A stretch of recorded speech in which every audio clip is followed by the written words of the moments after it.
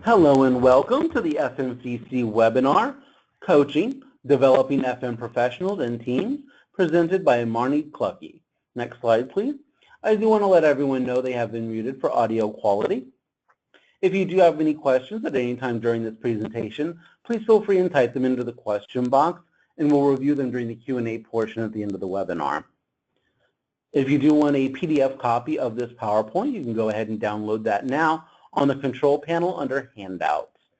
And a recorded copy of this webinar will be on the FMCC website in a few weeks. Next slide, please. The FMCC just wants to let everyone know about their vision and mission. Next slide, please. And the FMCC also provides many services to the FM community, such as Ask the Expert, Find a Consultant, Locate a Speaker, and online educational resources. You may find more information at their website, fmcc.ifma.org. Next slide. And as always, we would like to thank our sponsors. And next slide. And the reason we are gathered here today to celebrate World FM Day. I'm glad you all could be here and be a part of it. And actually, we're so excited. We've actually kind of stretched on the World FM Week here this week with FMCC, next slide, presenting over 30 sessions on their virtual conference to celebrate it. And these sessions are within different time zones all around the world with presenters from all varying countries. And like today, Marnie is actually presenting from Canada. Next slide, please. And this slide just shows you a few of the people that will be presenting over the next few days. Next slide. And now, without further ado, I'm happy to introduce our presenter. Marnie is the Director of Construction, Energy, and Facilities Management at Niagara Region, where she is responsible for providing strategic direction and leadership. She has over 15 years of leadership experience with both public and private sector environments. Marnie has earned degrees in architecture and environmental studies from the University of Waterloo and holds leadership certification in advanced management from McMaster University. She also has project management and facility management training from the University of Toronto. She has credentials as a CFM, a lead AP, and in energy management. She is currently pursuing a master's degree in management, organizational behavior, executive coaching stream. Marnie is an executive coach. She has a passion for the built environment, FM leadership, and coaching and inspiring others to develop and grow their personal best. Marnie, the floor is yours. Thanks. Welcome, everyone. Thanks for joining us today. So as we know, FM is an ever-changing and demanding environment. For this environment, leaders and organizations really need to understand how to motivate and develop and retain FM professionals in order that they can maximize their potential. So in this session, we're going to look at some real-world examples to see how coaching can be used as an effective leadership style in an effort to engage and develop both FM individuals and teams. And that's at all levels. In this session, our learning objectives are to, one, learn about coaching as a new paradigm for FM development, as well as the advantages of coaching. Two, to learn how millennials are changing the game, how we can gain insight into their frame of mind, and how to access their untapped potential with coaching. And last, we're going to look at understanding how to apply coaching in a solution-focused way in an effort to motivate, engage, and empower FM individuals and teams. Driving engagement and success is critical in just about any field today, and certainly no less so in facilities management. So more and more we're being asked to do more with less money, less resources, less time, but of course the same great results and same excellence in customer service. We've all seen that, I'm sure. And on top of that, the workforce dynamic is really changing. We've got a multi-generational workforce with different goals and different learning styles. And millennials have also changed the dynamic of the workforce. So we really need to be prepared to respond to that. On the positive, I'd say that there's different strengths to offer. And in this diversity, there's opportunity for great success. But it also requires leaders. And when I say leaders, I mean at all levels and positions, whether that's by title or not. But it requires leaders to hone their leadership skills and try different things. A big portion of our jobs now is just figuring out how to harness the unique strengths that FM individuals and teams bring. Easy peasy, right? Yeah, probably not so much. It's easier said than done. So how do you harness untapped potential, and how do you help people to achieve their personal best? Well, I'm going to start by sharing a personal story of when I first started entering into leadership roles, because I thought I was going to do just that. I was fortunate because in my early career, I had a lot of opportunities and was exposed to a number of different things. My manager at the time had a philosophy of baptism by fire, so to speak, the sink or swim philosophy. And so I had to experiment and try things out. I got to problem solve and figure things out on my own. As a result, naturally, I often sunk, but I also swam and succeeded too. And along the way, I messed up quite a bit. But that's what happens when you don't know what you're doing. You try, you fail, you course correct, then you try again until you succeed. It's just part of the learning process. So I was okay with it because through those failures, I learned a ton. And then suddenly I realized I had that coveted thing, experience, and not to mention a tougher skin. So when I transitioned into leadership roles, I really wanted to help others in FM because I figured I could use my experience and those past failures to help other people succeed, but do it much more quickly without having to experience those mistakes that I had. And so, it was a great idea, except in the end I found it didn't really work. And I'll give you an example. Procurement tends to be something that's really challenging in FM. There's lots of different ways to do something. You can do an RFQ or an RFT, RFP, should you do a pre-qual? And of course, many organizations come with a giant book of procurement rules. So I learned a lot in my time with the organization. And I thought that I could share that to help people speed through it. And I remember sitting down with a new PM and trying to impart that and highlight the things in the document that I felt were important. He just sort of paused and looked at me and then said, nah, I know how to read. I'm fine. And I was taken aback for a second.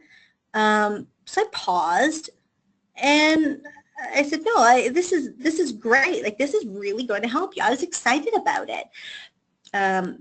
But again, he just wasn't buying in. And he said, no, I'll read it, and if I have any questions, I'll ask you about it.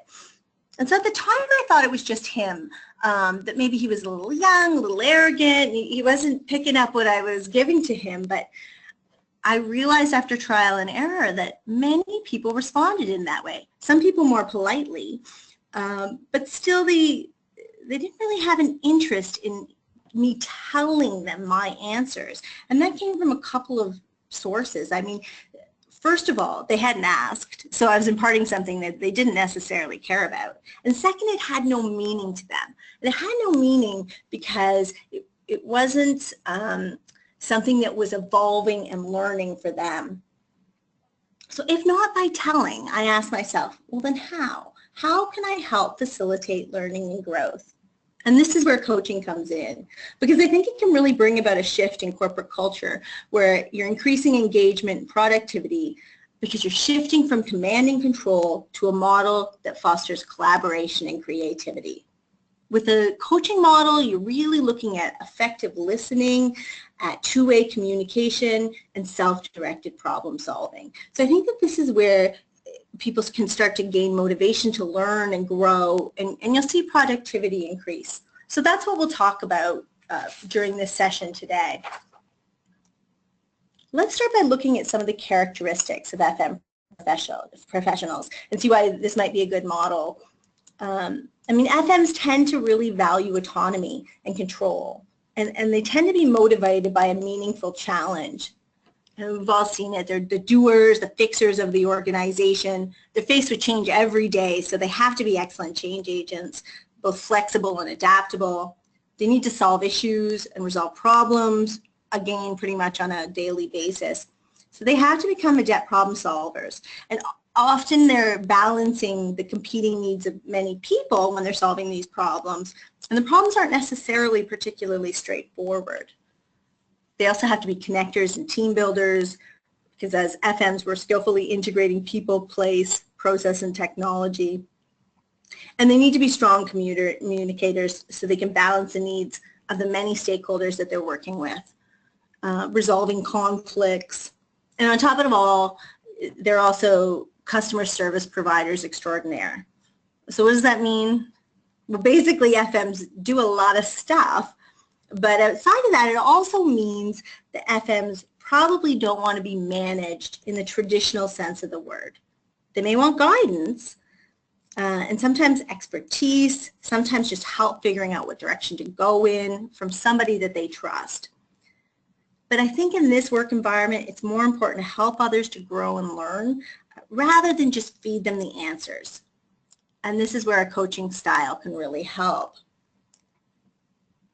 So what is coaching? There are actually many different definitions for what coaching is, but I'll just give you a couple that I think summarize it quite well. One is the art and practice of inspiring, energizing, and facilitating performance, learning, and development. And the one that you see on the screen, coaching is partnering in a thought-provoking and creative process that inspires others to solve problems, achieve desired outcomes, and realize their full potential. The ICF, so the International Coach Federation, they adhere to a form of coaching that honors the client as the expert of his or her life. They believe that every client is creative, resourceful, and whole. I think that's a really good starting point when you're trying to help someone else. Building on this foundation then, when you're having a coaching conversation, you want to help to discover and clarify, encourage self-discovery, and elicit their own solutions and strategies to solve an issue, as well as hold the client responsible and accountable. So I think that's an important aspect too. Although coaching is facilitating self-directed problem solving, the individuals still have to be held responsible and accountable for their commitments. As we'll talk about in the remainder of the session today, coaching can really lead to great professional success. Later on, we're going to get into some real life examples, some real dialogues to illustrate this. But first, we're going to set the stage a bit. In order to understand what coaching is, I think you have to start with what it isn't as well. Many people use the terms of mentoring and coaching interchangeably, or they'll equate coaching to educating or teaching. But it's important to understand how to differentiate different kinds of conversations. So you know when it's appropriate to put on a new helping hat. So what is and isn't coaching? As we mentioned, there's different kinds of helping conversations. There's teaching, mentoring, consulting, and coaching as some examples. And they're similar in the sense that they're conducted in a helping context. However, the roles are different, both in terms of purpose and the situational appropriateness. They also have different levels of sophistication and skill set required. So on the one end of the spectrum, you've got coaching, and at the opposite end, you've got consulting. That's not to say that one is better than the other. They're just very different approaches. For coaching, it's a process of facilitating self-directed problem solving or change. And consulting, on the other hand, is the process where you analyze the situation, identify what the problem is, and then apply your expertise to generate a solution. And then you've got teaching and mentoring that are somewhere in the middle, and there's a little bit more overlap between both of those items. Let's look at the different aspects of each as a comparison. So generally, consulting is going to focus on figuring out problems and then providing expertise and strategies to solve them. The consultant stands back, they evaluate, and they tell you what's wrong. And then they give you recommendations on how to fix it. The relationship that gets established there is really one of expert. The teaching conversation, on the other hand, so that one provides a framework of understanding. It's based on knowledge and skills. In many ways, I would say that it's one of the easier go-tos for it, and it's the default that a lot of people will take when they're asked to help. Like consulting, though, there's still an inherent differential in this, the power differential in this type of conversation. So then we've got mentoring, And it's similar to teaching, but it's sharing of knowledge based on personal or professional experience. So the mentor is giving advice or opinions based on their own experiences, their own observations, beliefs, and values. It's like the teaching conversation, but it's more focused on teaching someone how to be like them or how to gain the professional expertise that they have. And again, there's a disparity of power. Coaching, though, it's a collaborative process. So it's looking at facilitating self-determined and self-directed change. And it's a skill, but it's also a bit of an art form because the role is to help the person in their own journey of self-discovery, help them think through situations with a greater depth than what they would have on their own. So the key is to help the person arrive at their own conclusions. When you're using coaching as a leadership style, you're truly helping as opposed to authoritatively providing direction or solutions. So this one's a bit different, whereas the other ones were more about telling. This is more about asking questions, whereas there was a bit of a power differential in the other styles. This, you come to the conversation equally with trust, and yeah, you exercise a partnership as you move forward in the discussion. This slide just summarizes how it works. But we're consulting, teaching, and mentoring about statements and telling. Coaching is about curiosity and questioning. Now, consulting, teaching, mentoring, and coaching, they all add value. But the key is to understand the difference between them. If you understand that, the difference between the helping conversations, you can start to determine the situational appropriateness of each and start to put on your coaching hat when it makes sense to.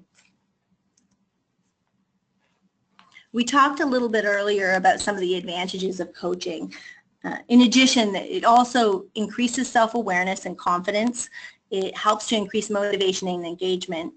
It improves productivity and accountability, and it accelerates personal results and makes sure that people are holding themselves accountable for their results. There's a few myths about it, or about helping conversations in general. One is that helping others means having the answers and providing others with solutions. Another is that coaching should be formal and planned between a person and their supervisor. And last, the most powerful thing you can bring is your expertise. So before we get too far along, I'd like to dispel some of those myths. In reality, helping others doesn't mean having the answers and handing them over to another person, because sustainable outcomes are really the result of a person gaining their own insight and figuring out on their own how to solve a problem. And I'll just reference again that example I gave you about procurement and me trying to train the project managers. It really ended up not being all that helpful. And it's interesting because FMs really tend to try to achieve and get things done. Sort of the mantra is get her done. So it can be a little tough for FMs to take a pause and help somebody else figure it out. Not fix it for them, but help somebody by asking good, open-ended questions that inspire them to think about their own solutions. In terms of the myth about coaching being a formal and planned session, actually most conversations are informal and unplanned. So it's important to be on the ready to have this type of conversation when it's appropriate. Like I said earlier, it's really easy for FMs to go into fix-it mode. So try and resist the temptation, and remember that coaching is another hat you can put on to help people problem solve on their own. It happens at all levels. That can be leader to subordinate, colleagues, or sometimes even subordinate to leader. And the last, and probably the most important one, is that the most powerful thing is not your expertise. It's you that someone wants. Someone to listen to, bounce ideas off of, someone that's a trusted ally. So let's talk a minute about the process of coaching. And it really relies on two essential processes. One is support and one is challenge. And there needs to be a healthy tension between those two activities. So I've shown the symbol of the yin and yang because that interaction maintains harmony and provides influence. In coaching, support and challenge have to be used together in a balanced way with the goal of being improving self-discovery. So support in this context means reinforcement, encouragement, strength, and validation. Challenge, on the other hand, means inquiring, daring, and testing assumptions. Both are of equal importance, and having an effective coaching leadership style requires that you integrate both into the conversation. And so I'll ask you to think about that for a minute. Think about what would happen if support was present but no challenge existed. Well, likely the person will feel good, but you're not going to see much change or growth in them. And now think about the inverse. What happens when challenge is present but support doesn't exist? Well, the person may not feel motivated towards self-directed change. They may actually get pretty hard on themselves or even just throw in the towel and give up. So during a coaching conversation, you must thoughtfully apply the process of support and challenge. And you're applying it to both thinking and action because both are important. Thinking for self-awareness and figuring out what it is you actually want, and action in terms of how are you actually going to do this. So the coach becomes a bit of a trusted ally and has to balance the yin and yang of support and challenge. It is a bit of an art and a bit of a science, and we'll talk about that more later. This is the 4-square framework of coaching, and it can be useful to think about it in this context when you're having a coaching discussion. Each square represents a phase of the coaching process. So there's support for thought, challenge for action, and support for action. It's not to be thought of as a linear process because you really need to move around depending on where the person takes you in the conversation. But it can help you when you think about it in this context to be a catalyst to help people resolve their problems or how to support and encourage them.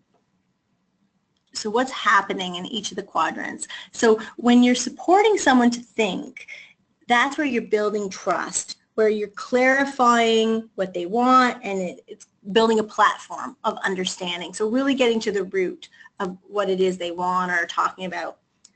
In challenge for thought, your goal is really to help them envision what sort of future they want or what sort of outcome, so the details of the outcome. And here you're developing a discrepancy between what they have now and what they want in the future.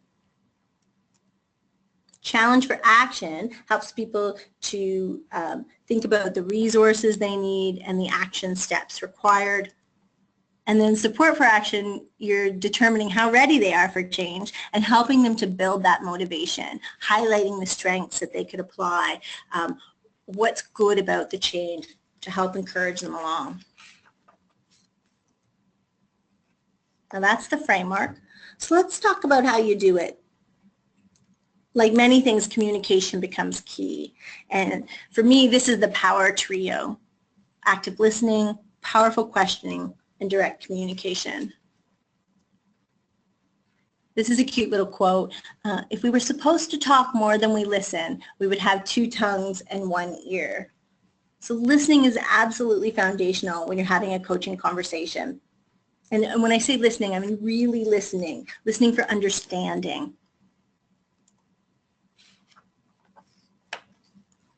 So let's look at active listening. It's the ability to focus completely on what the other person is saying and also what they're not saying, to understand the root meaning. When you're actively listening, you're fully present. You're not thinking about what you had for breakfast or what you need to cook for dinner or what work's piling up. You're also setting aside your own judgment. That can be tougher than you think because everybody has their own map of the world, how they think things should be done. Instead, though, you're replacing that with curiosity. Curiosity because you really want to understand what the other person is saying, what they mean, what they want. In active listening, you're listening not only to the words, but also the tone and the body language, to what they are and aren't saying. Because as I said earlier, there's a lot of meaning in what isn't said as well. And lastly, listening isn't always being silent. It also involves clarifying and summarizing what the other person says so that you can ensure your own understanding. You know, you're doing a fact check on that, and you're also letting them know that you're listening and that you understand them because you can summarize what they're saying or understand it. If we delve a little bit deeper into that, there's a couple of different stages of listening. Initially, we're just listening at the content level, and that's at the surface. Those are the first things that someone says. Could be the issue or the problem they're bringing forward. Could be just what they don't like. When you hear what they say, you tend to interpret from a lens of your own internal awareness, what the words mean to you, how they relate to you. But once you start to listen at a deeper level, you're going beyond the content to a deeper point. So then you're thinking about what's at the root of what they are saying, what's beyond the initial words. This is the essence of what they're saying, and it requires a focused awareness and active listening and understanding of their perspective. So not just through your lens, but also as a glimpse through their lens. And then when you go even deeper, that's where you have a more global awareness of what their words, the meaning of their words, their tone, their body language, all those things are telling you something. And if you achieve that, then you've got a fulsome understanding and intuition starts to kick in. That's where I start to think, oh, I'm really starting to get someone.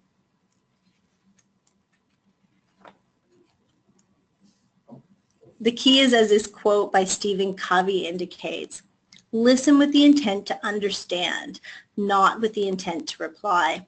So often we listen waiting for our chance to jump in with our thoughts and our opinions, but then we're not really listening. We're just waiting for our turn to speak. It's really about listening and understanding.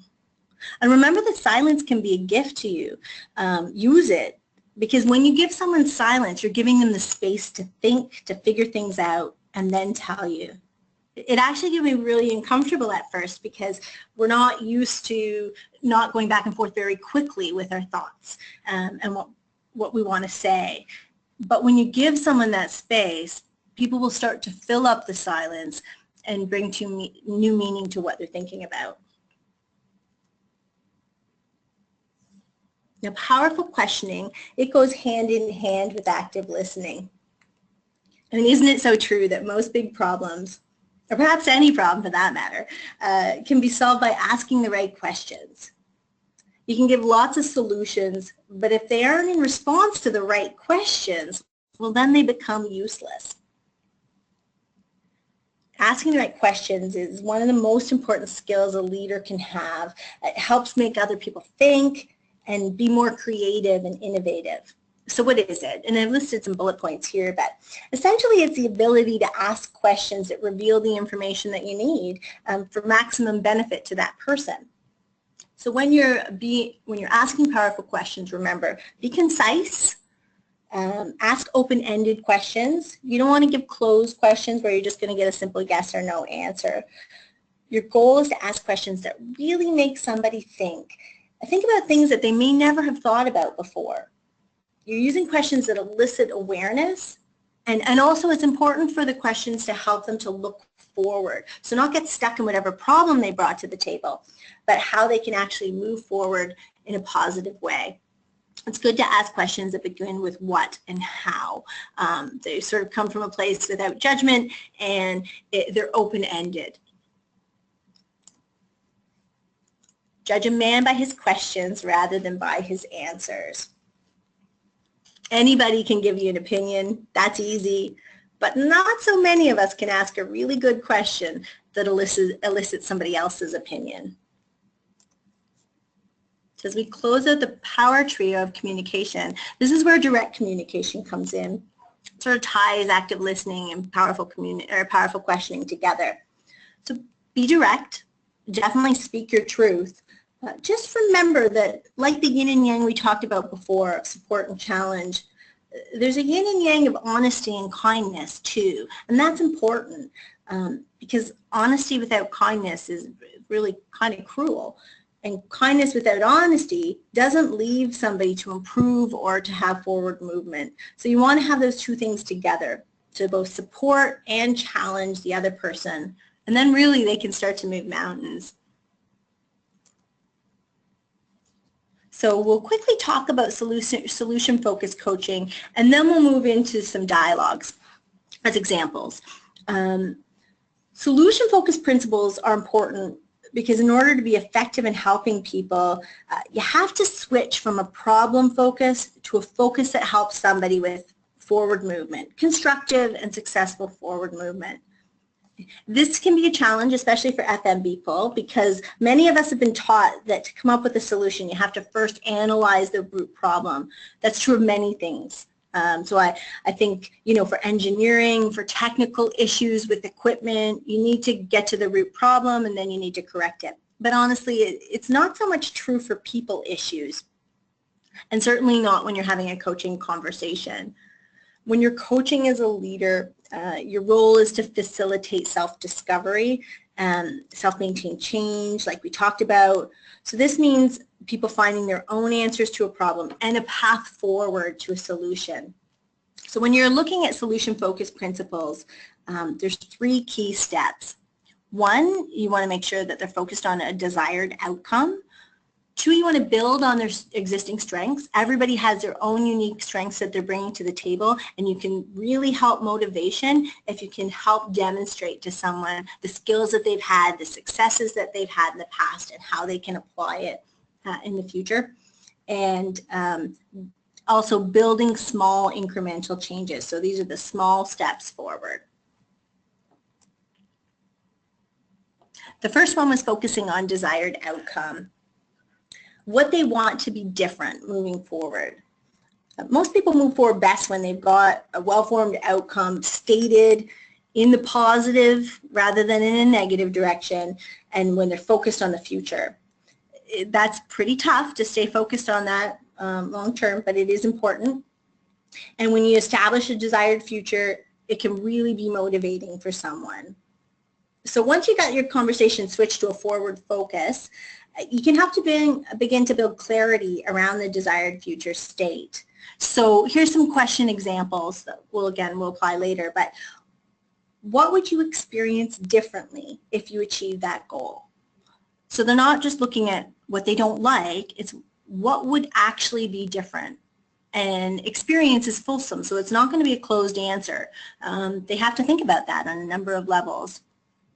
And another example is, how will you know if you're making progress? So that approach really helps to identify discrepancy between what you've got in the current state and the desired future, and helps to build that motivation for change.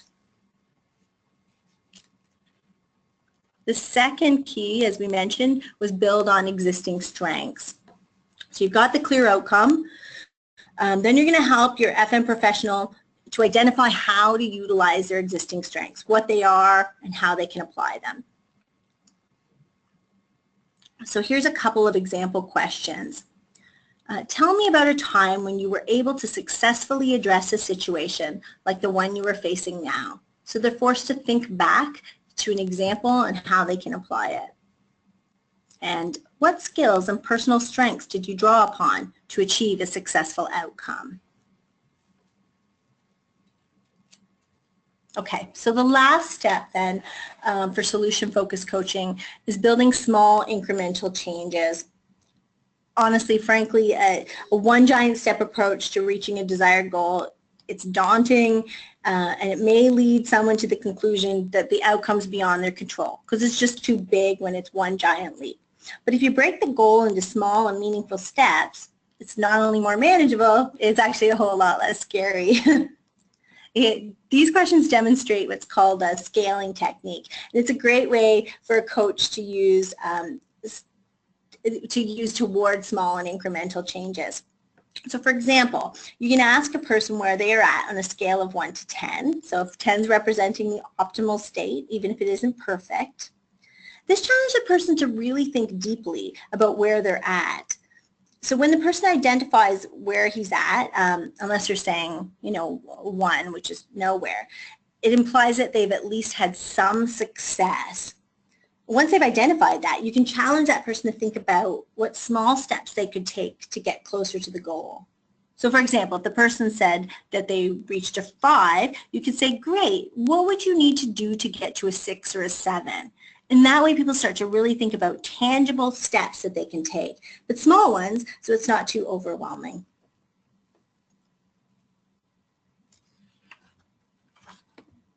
Okay, so let's jump in here and we'll go through a scenario to help you see how you can apply the framework and help to have a different kind of conversation than what we typically have where we just offer our opinion. So the scenario is this. Brad is a facility manager who oversees a corporate building portfolio, including administrative offices, EMS, and public health. He has a new accommodations supervisor that was promoted from her existing role as an accommodations planner.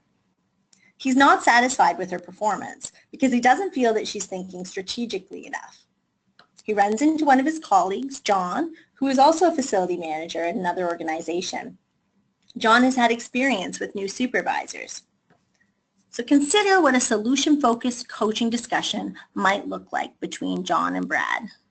And we don't really have the ability to speak up and get feedback. So I just ask you to think about that on your own for a minute. And we're going to go through a sample dialogue of what that might look like.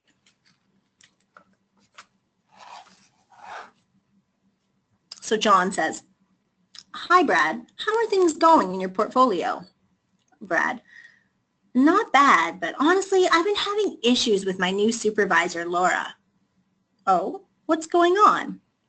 "Well, when I promoted her, I told her she would need to focus on strategic projects, but I can't seem to get her to focus on that." So John says, "Oh, really? Well, what projects specifically?" So there he's helping to support for thought. He's clarifying, he's building this understanding between the two of them. An accommodation strategy and rationalization plan. What else? That's a major thing right now. Okay. Well, if she were focusing on the strategy and rationalization plan, what would she be doing differently than she is now? So here he's challenging Brad to think. This is a challenge for thought. He's trying to build a discrepancy between what he's experiencing now and what he could experience in the future. So this is the envisioning the future piece. Brad, well, she'd be getting her team to focus more on the day-to-day space planning, and she would be focusing on conducting a strengths, weaknesses, opportunities, and threats analysis, do baselining, and some benchmarking. John, let me ask you a question. What might you do over the next couple of weeks that might get her to start on those activities? So now John's challenging some action. They're not getting stuck on what the new supervisor is doing wrong. It's not about Laura. It's about what Brad could be doing to assist now. So Brad thinks about it. Well, I've tried hinting, but that hasn't been working. I haven't been specific, and I think she's just not getting it. So what might you do differently so that she gets started on those things? Well, haven't been as clear as I would like, so I guess I could have a conversation about the benefits of having her team focus on daily operations. I could also connect her with a mentor at another organization who has done an accommodation strategy and rationalization study. That can help to get her started. That's a good idea, Brad. When are you going to have that conversation? Well, no time like the present. I actually have a meeting with her tomorrow morning, and I will talk to her then. John, well, I'll be interested to know how it turns out. So in that example, it could have been so easy for Brad and John to lament together about, oh, I've got this new supervisor, they don't do anything right, and just sort of get stuck in the problem. But instead, John asked some powerful open-ended questions to get Brad really thinking about what of this he had control of and how could he help to make a difference in it, to help Laura, and to move it forward. I'm just going to skip over this example because I've included a lot of material in today's session. And by the way, if at any point, since we're just doing a quick look at this, if you want more information, feel free to reach out to me after the session and we can talk more about any topics that may be of interest to you. Okay, so millennials. they're definitely changing the game a bit, right? This is a new reality in the workplace. Right now, millennials are making up 1/3 of the workforce. By 2020, they're projected to be 50% of the workforce, and that'll soar to 75% by about 2025. And no doubt, as they continue to move into leadership roles, they're going to have a lot of influence on the way organizations are run. It's interesting because there's a lot of discussion on this particular generation. So regardless of whether you're pro or con millennials, it's hard not to notice that the workforce dynamic is definitely changing. And chances are you've already probably noticed many changes. Here's a quick look at this generation. Millennials are those people that were born between 1980 and 2000. They have a high level of comfort with technology because they're first generation, or they were the first generation to grow up in a fully digital world. Technology has really become an extension of who they are, and social media has taught them that they should be able to get instant feedback on pretty much anything. They've grown up amongst diversity, and so they expect workforce diversity too. Perhaps, I think that's probably a positive one, and this diversity has probably led them to being open, embracing different perspectives, as well as innovation and creativity, because they are known for those attributes. And they tend to be quite open and able to welcome change. So here's just a couple slides on the job strengths that they have. We've already mentioned how technologically savvy they are, and that they tend to want constant feedback. We can thank social media for that. They may be impatient with long-range planning for that reason. And the feedback piece extends to their supervisor. So we're finding that they want to hear regularly how they're doing. Millennials tend to thrive on new goals and new challenges to keep them motivated. So lots of difference in their work environment. But they also want to balance their work and their life. They want flexibility. When it's quitting time, they tend to leave straight away. But also, you're not going to see them likely chatting around the water cooler during the day. They come, they do their work, they go home. Millennials tend to be the most comfortable workforce dynamic in terms of openness, collaboration, and transparency. As a leadership style, they tend to like to pull together to achieve results. And their relationships tend to be more inclusive than exclusive. They're polite to authority, but they're also the drivers behind flat organizational structures and fewer titled roles.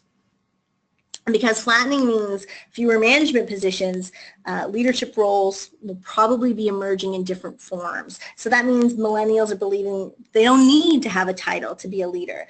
They can get it from heading up a project or stepping into more responsibility. So they're seeing leadership happening at all levels, which is positive.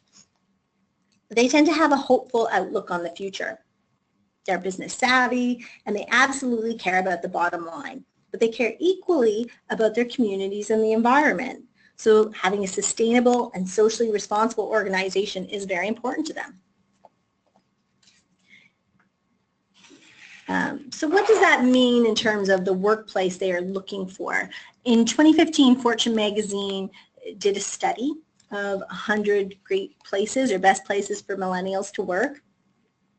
And then they assessed what workplace characteristics they had. And here are some of them. What's interesting about this list to me is think about how many of these could be achieved in some part through coaching. Coaching is a great leadership style with millennials because it fosters strong two-way communication. It engages them in conversations where their opinion totally matters and becomes a basis for how they make decisions that affect them, how they move forward. It helps to acknowledge your unique strengths and build on that. It helps them to figure out on their own how to minimize roadblocks and how they can make a difference in a meaningful way, meaningful to them. So I think being able to adopt a mentoring and particularly a coaching style is ever more important with this generation. And we'll just go through a quick sample dialogue of this as well. So Alan is a millennial in a project coordinator role in facilities management. He's been with the organization for 2 years and he's feeling a bit stuck. He doesn't feel like his career is advancing quickly or that he is working on meaningful projects. He thinks he might need a new challenge or perhaps a new company. He does like the people he works with and the people he works for. So he decides to talk to his boss, Rhonda. Consider what a coaching discussion might look like between Alan and Rhonda. Consider how Rhonda could help strengthen his motivation toward a new challenge in his current role. So here's a sample dialogue of what that might look like. Alan, I'm feeling stuck right now, and I'm not sure what to do. What do you mean by stuck, Alan?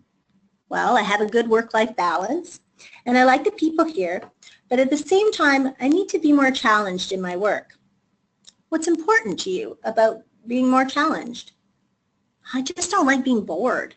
I want opportunities to learn. That makes sense. What else?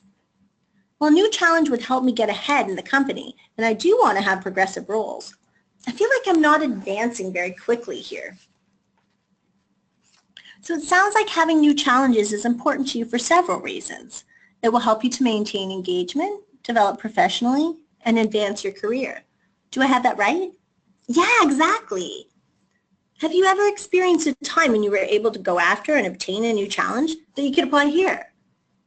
Yeah, actually, when I became a member of our Green Energy Management Committee, I got involved with all kinds of initiatives that helped our team, the organization, and the environment. That's right, Alan. You were a big asset to that group. What strengths and attributes help you to become successful in that situation? I was tenacious, and I was knowledgeable. I was definitely passionate. And when I asked if I could have the time to do it, you supported me. In that case, I had no problem going after it because it was important and meaningful to me. Well, on a scale of 1 to 10, how confident are you can apply your skills again to help to get involved in a new challenge that is meaningful to you? Probably at about a 6. I want a challenge, I have the skills, and I feel ready for it. And what would you need to do to get to a 7 or 8? I need to pick a project and go after it. Actually, I know just the thing. I'd like to get involved with the courthouse project. It's a lead facility, and I'm a lead AP. I don't think there is another lead AP on it. I have lots of projects now, but they'll be wrapping up at the end of the month. So I think I could get involved with your support. Well, I'm happy to provide you support on this. What other supports do you need? It would be helpful if I could get some one-on-one time with the PM before I'm on the project so I can understand where it's at and better support him. This may help me to grow and get to my next step as a PM too. I like where you're going with this. So you can see how the dialogue progresses and how asking open-ended questions, looking at the future, helping Alan to determine his own future. I mean, it's got to be in alignment with what Rhonda needs and wants, but she's giving him that opportunity to partner together to figure out what works for him and works for her, and getting him to think really deeply about it so that he can be accountable and responsible for that direction.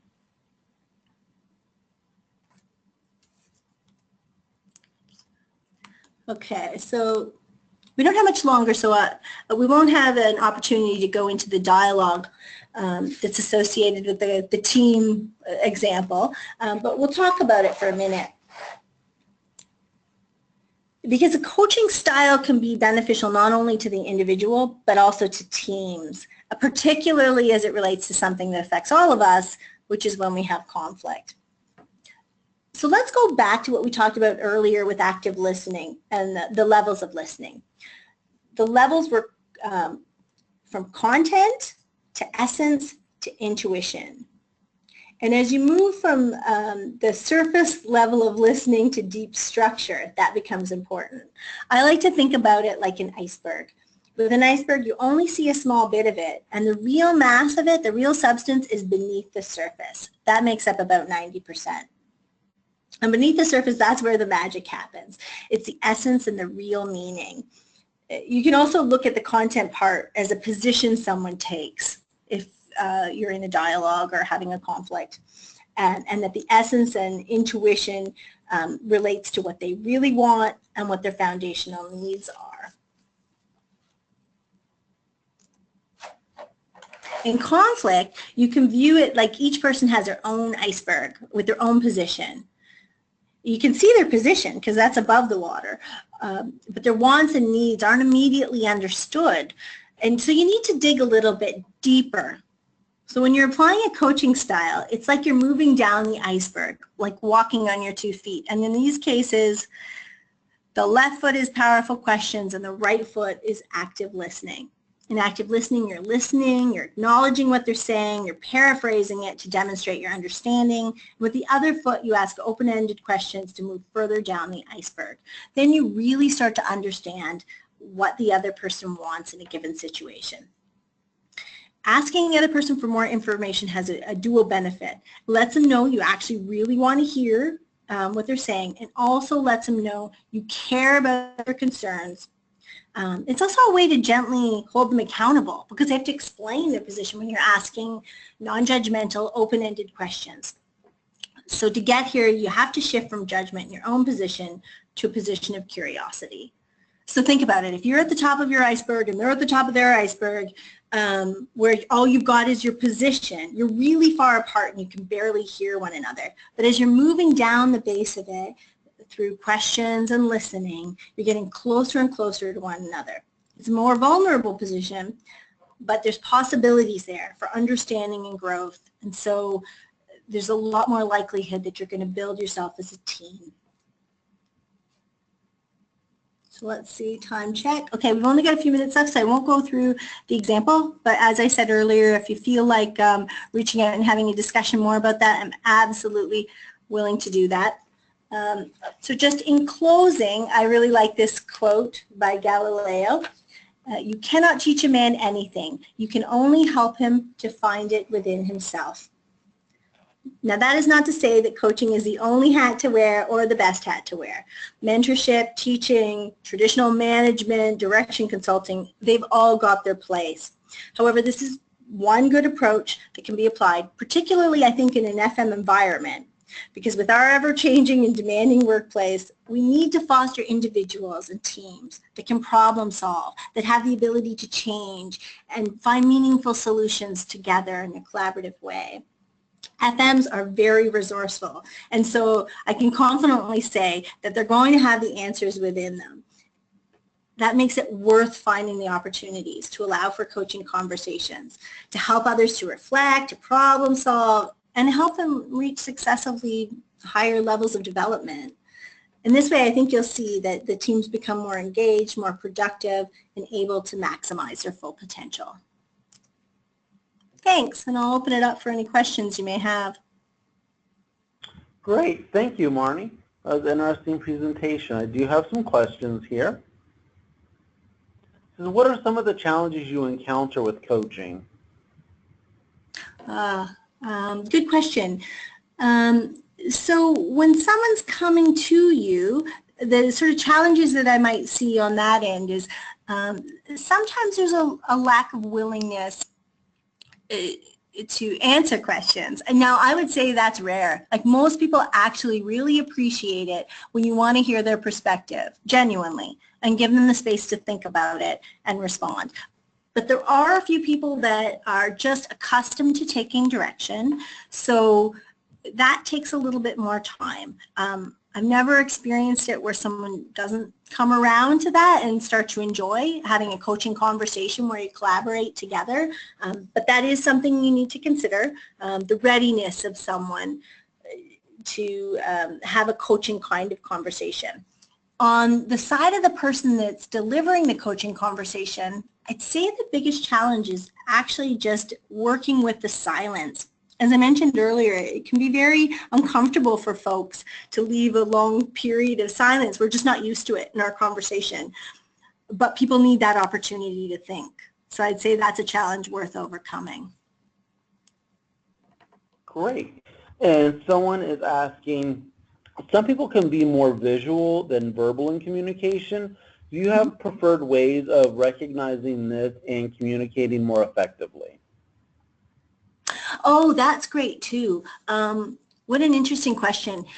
Yeah, I think that sometimes it's valuable to lay something out visually. And the thing that's coming to mind for me right now is when you're having a conflict. Sometimes it's useful to just lay out what the issue is in sort of a chart format and talk about the positives of one person's position and the negatives of that person's position, and then the positives of the other person's position and the negatives of that person's position. You still have the conversation in the same way, but you're working through the issue together and you're visualizing it at the same time. Thank you. Okay, and someone's asking, are you available to do on-site training or coaching? Oh, absolutely, yeah. Just connect with me at cluckie.miller@gmail.com. Very good. Okay, we're running out of time, so we're going to go ahead and wrap it up. But if you, like she said, if you do want to reach out to her, her email is on the screen currently. And if you want a copy of this PowerPoint, you can download it on the handout section on your control panel now. Next slide, please. There we go. That is just a glimpse of the next 3 presentations that are coming up today. We would encourage you, and I'd love for anyone out in the audience to join us later on for any of these upcoming webinars. Next slide, please. And the FMCC does have an app that is available both on iPhone and Android. You can download that now at Google Play or at iTunes. Next slide, please. And as always, the FMCC is looking for volunteers. If you want to become involved with the STAG team, they would love to hear from you. The STAG chair is Ricardo, and his contact information is on the slide. He'd be the best person to reach out to. If you have a great webinar, white paper idea, etc., please share. Next slide. And the FMCC always does like to just bring attention to the other councils and communities that are out there, and that they're great sources of information. Next slide. And there we go. Marnie, I want to give you a big thank you for a very interesting presentation. Thank you for your time. And everyone, I want to thank you for joining us today. Have a great World FM Day. Thanks, Josh. You're welcome. Thanks, everyone. Take care.